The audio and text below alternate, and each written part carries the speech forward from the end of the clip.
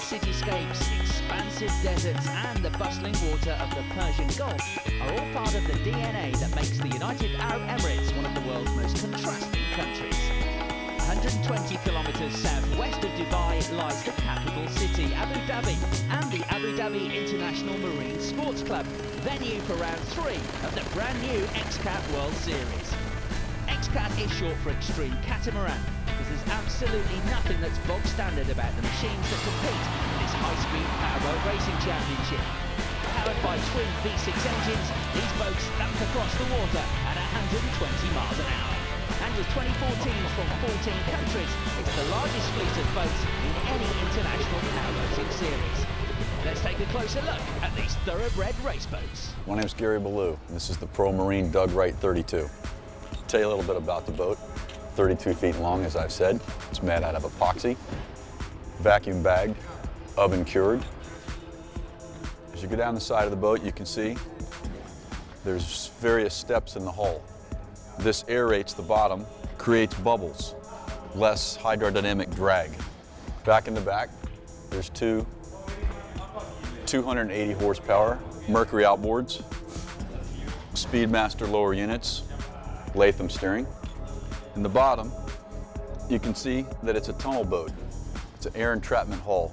Air comes down in through the back of the boat, and as it gets towards the back, it's squeezed, which makes the boat lighter the faster the boat goes. The windshield, polycarbonate, 1/2 inch thick, flexible, but still very strong. Inside the boat, there's 2 people, a driver and a throttle man. This way, the boat's upside down. One person can rely on the other one to rescue him. The person on this side's a throttle man. That's what I do. I sit on this side of the boat, reading the waves, adjusting the throttles as we go. These indicators on the dash let me know where the motors are. I push these buttons about 100 times during the race, and you can see the indicators up here go up and down.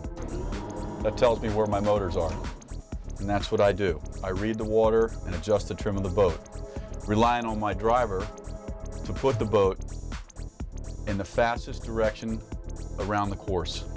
Regardless of all the gauges and reading everything, it still comes down to the 2 guys in the boat, because all this stuff may fail during the race, and you just have to know your boat. Great insight there from Gary Ballou, who currently lies 3rd in the championship. Here's a quick recap of what happened last time out in round 2 of the XCAT.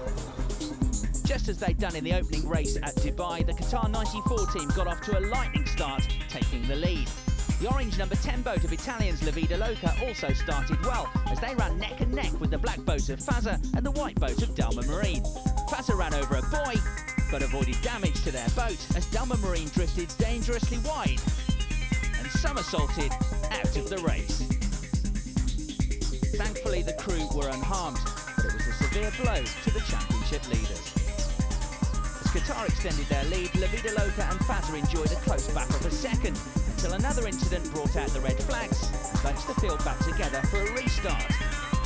La Vida Loca took the opportunity with both hands and attacked Qatar for the lead of the race going on to the final lap. But after having to settle for second place in round 1 and having led the whole race here, the Qatar team were not about to give way. Then heading towards the final corner, a dramatic twist.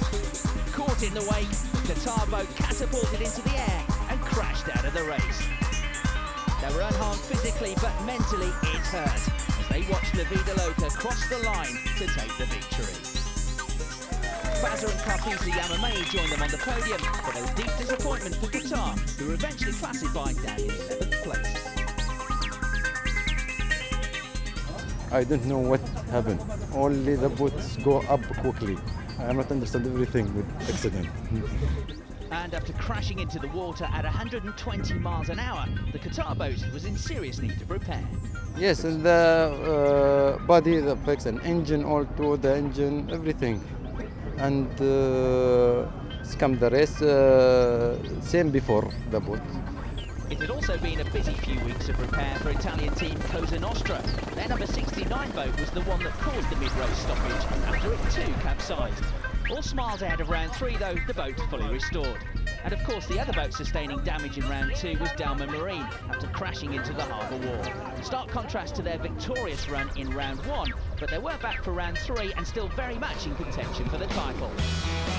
And joining in the championship fight for the first time here in Abu Dhabi was the number 3 boat of Emirates Racing, built by multiple Class 1 World Champions Victory Team and throttled by the experienced Rashid Al-Taya. The boat, it's new. I built it new before maybe 4 months from a Victory Team. I lose 2 races because my boat not ready. Now I feel the boat is good for any time. First race, what would be a good result for you? Top 5, I finish, I hope. Another new team making its XCAT debut is Italian squad Sempre Adelante. Boat 101 driven by Bacchi Lorenzo and throttled by Christian Rivolta, the 2003 6-litre European champion, who had been in the Sovinci Fondiari boat for the first 2 races. Quest'anno io sarei dovuto essere originariamente già da subito su questa barca, non è stata pronta per le prime 2 gare. Il buon Serafino mi ha offerto il sedile per andare in barca con lui e ci sono andato volentieri le prime 2 gare con lui. Adesso la barca è finalmente pronta e la proviamo su queste 2 gare appunto con Bacchi e poi tornerò sulla mia barca originaria che è la 10 con Giovanni.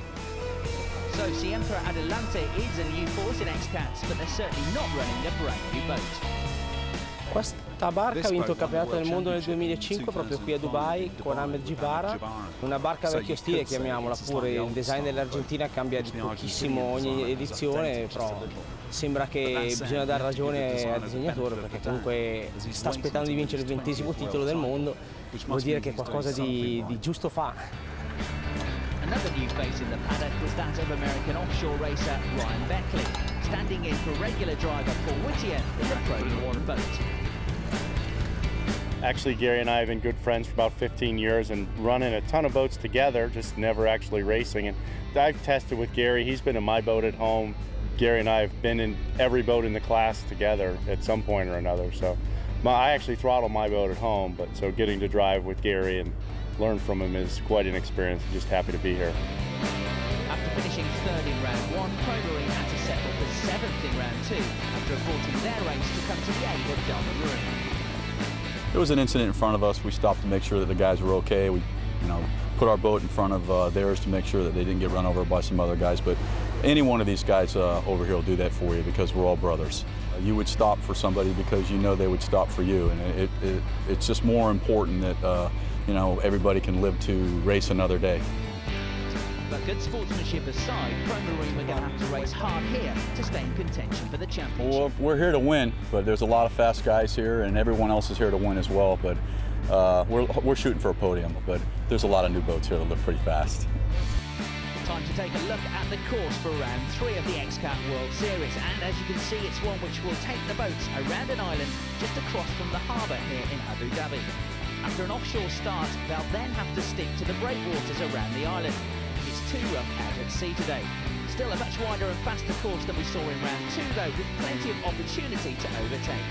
Every boat is fitted with the virtualized GPS tracking system, so we'll be able to monitor their speeds, keep an eye on the gaps between the boats and follow their every move as the race develops. Let's hear what the current championship leader thinks about the course. I have raced a lot of time like this years ago, and it's very exciting. It's very exciting like this. You have 2 parts of rough water, here outside and the other side when you go out from the breakwater, and you have one very flat and speed inside of the breakwater, and a couple of waves and windy here in the creek. I hope no, but maybe I have a couple of problems in the start outside in the rough with this setup, and then I try to find the top speed for arriving at the top 3.